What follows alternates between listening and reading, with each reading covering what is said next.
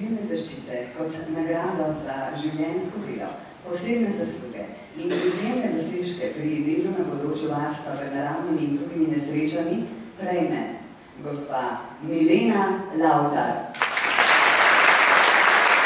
Dobar dan, dobitnica Kipca.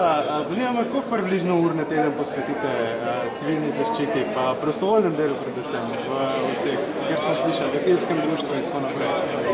Od začetka, ko sem začela, je bilo to veliko ur, ki sem jih delila, bom rekla, med službo, družino.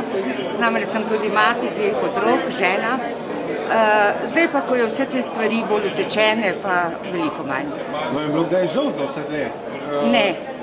Kdor daje v življenju, tudi lahko pričakuje, da bo nekoč nekaj dobil. Srečo treba deliti, prav tako žalost, dobre stvari pa tudi.